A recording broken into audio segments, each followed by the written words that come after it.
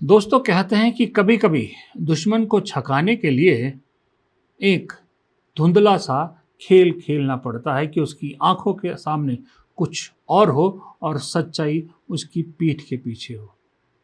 इसको कुछ भाषा में गैम्बलिंग भी कहते हैं और कहीं भाषा में छलावा भी कहते हैं, और इसी छलावे पे बात तो होती है। नमस्कार, मेरा नाम है प्रदीप चौहान। आप याद कीजिए, मैंने एक नहीं तो कम से कम दो तीन वीडियो में ये कह चुका हूं कि हम पंजाब पंजाब सोच रहे हैं। उत्तराखंड ऐसा राज्य है जहां कांग्रेस ज़रा सा प्लानिंग से और ज़रा सा एकजुट होकर मेहनत करे तो उत्तराखंड में सरकार हासिल करना मुश्किल नहीं है कांग्रेस के लिए, क्योंकि वहाँ पर बहुत ज़्यादा रोष, बहुत ज़्यादा नाराज़गी है धामी सरकार के खिलाफ। पेपर लीक से लेकर भ्रष्टाचार से लेकर सारी चीज़ें वहाँ पर हुई है। लॉ एंड ऑर्डर का वहाँ पर बुरा हाल है। आजकल यात्राओं का समय चल रहा है और यात्राओं की वजह से लोकल लोगों को, बाहर से आने वाले लोगों को कितनी परेशानी हो रही है ट्रैफिक की वजह से, वो सारी समस्या, सब चीज़ों से नाराज़ हैं वहाँ। अब वहाँ पर केसी वेणुगोपाल पहुँचते हैं और केसी वेणुगोपाल मीटिंगें लेते, सब कुछ करते। उससे पहले, जाने से पहले वहाँ पर एक पॉलिटिकल अफेयर कमेटी का गठन करते हैं जिसमें प्रभारी शैलजा मुख्य इंचार्ज है और प्रदेश के सभी नेताओं को उसमें शामिल किया जाता है। और उसके बाद वेणुगोपाल पहुँचते हैं और इकट्ठी मीटिंग नहीं करते, एक एक नेता से मिलकर पूरा फीडबैक लेते हैं, बात करते हैं और उसके बाद अपनी एक रिपोर्ट उस पर बनाएंगे।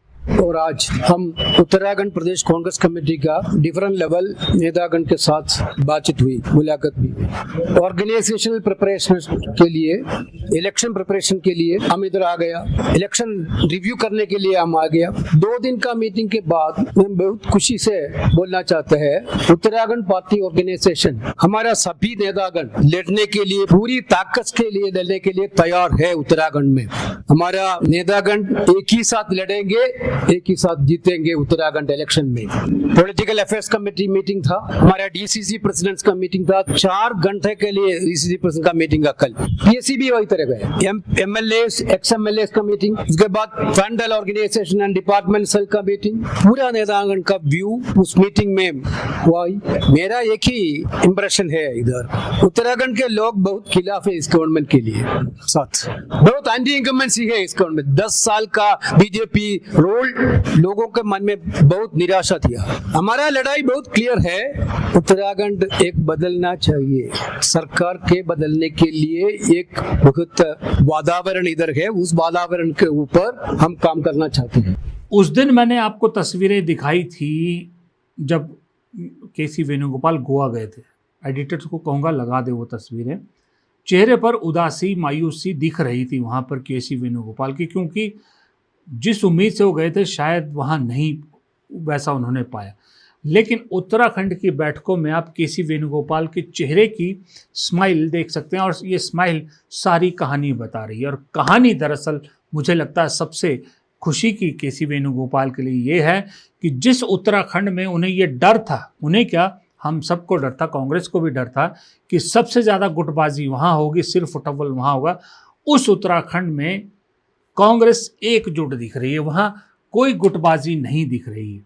यहाँ तक कि पूर्व सीएम हरीश रावत भी मैदान में उतर आए हैं, नो डाउट, लेकिन उनके उतरने से कोई ऐसी कंट्रोवर्सी नहीं खड़ी होगी जहाँ कांग्रेस बटी हुई नजर आ रही है।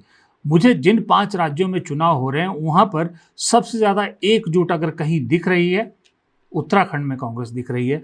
उत्तराखंड में सबसे ज़्यादा, क्योंकि खबरों में नहीं आता है, इस पर हम लोग भी कम बात करते हैं, लेकिन अगर आप पिछले 1 साल में कांग्रेस का उत्तराखंड में काम देखोगे आप, तो सबसे ज़्यादा सड़कों पर पाओगे आप उत्तराखंड। जैसे मध्य प्रदेश में तो जीतू पटवारी है ना, खुद उतरते हैं। उत्तराखंड में जॉइंट कांग्रेस जो है सड़कों पर दिखी है। हर नेता को अलग अलग इलाके की जिम्मेदारी दी गई है और उस इलाके पे उस नेता ने काम किया है, सड़क पे दिखी है, सरकार के खिलाफ दिखा है। उत्तराखंड के आपने कई विजुअल देखे होंगे जहां बीजेपी के लोगों ने कांग्रेस के दफ्तर पर तोड़फोड़ करने की कोशिश की या गुंडागर्दी करने की कोशिश की, तो कुछ महिला कार्यकर्ता अकेली भिड़ गई उनसे।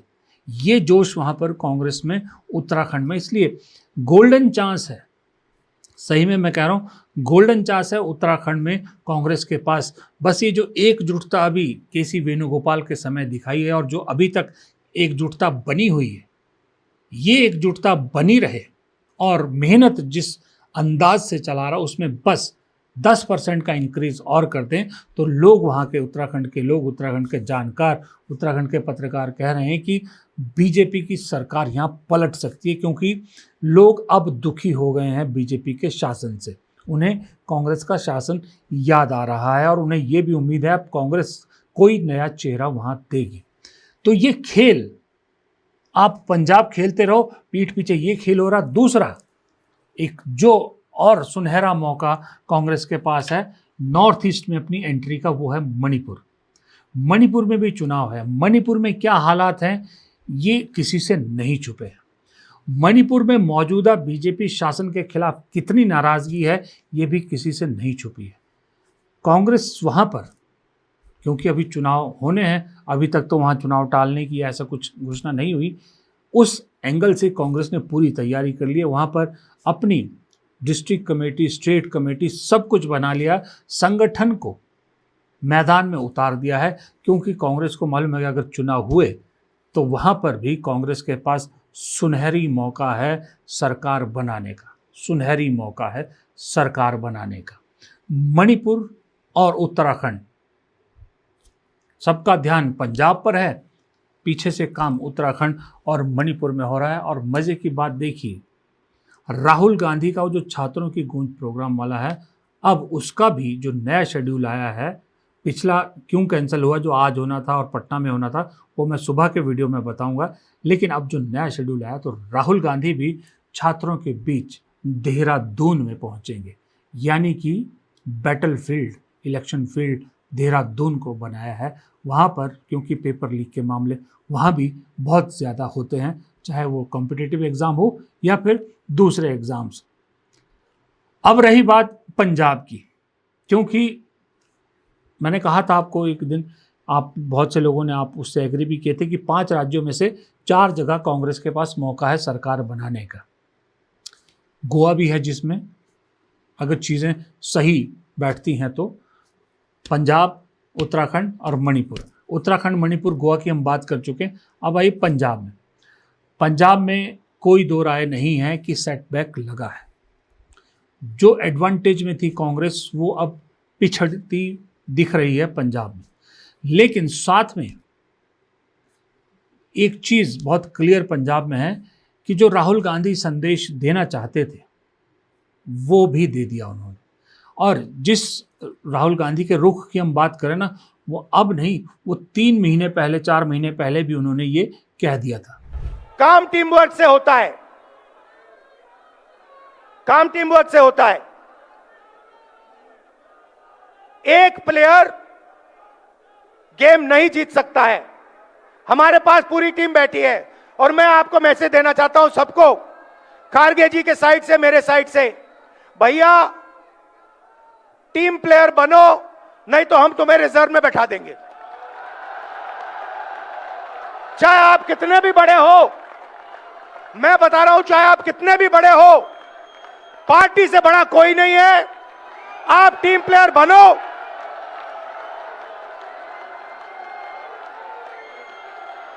और नहीं बने तो फिर खारगे जी और मैं आपको ठीक कर देंगे।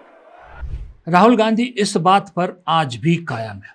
शुरू में 2-3 दिन, 4 दिन सबको लगा कि जो हाई कमान का अड़ियल रवैया है, राजा वड़िंग को कंटिन्यू करना और पॉपुलर नेता चन्नी को ना चुनना, ये भारी पड़ेगा।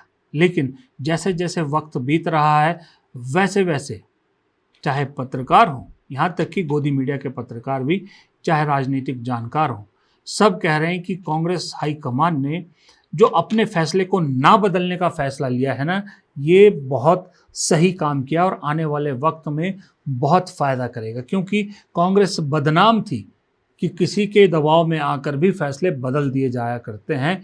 अब इस कांग्रेस ने साफ संदेश पूरे देश में दे दिया है कि अब दबाव की राजनीति में हाईकमान के फैसले कतई नहीं बदलेंगे, अब चाहे जितनी बड़ी गुटबंदी क्यों ना हो। जो आदमी अपना सबसे आसानी से जीतने वाले राज्य को रिस्क में ला सकता है सिर्फ इसलिए कि एग्जाम्पल सेट हो सके, पार्टी में एक मैसेज जा सके, तो वो शख्स यानी राहुल गांधी बाकी राज्यों में कितनी सख्ती से अब चीज़ों को लागू करेंगे और कैसे सीधी लाइन में कांग्रेस को लाएंगे, इसका अब विश्लेषण हो रहा है, इस पर बात हो रही है।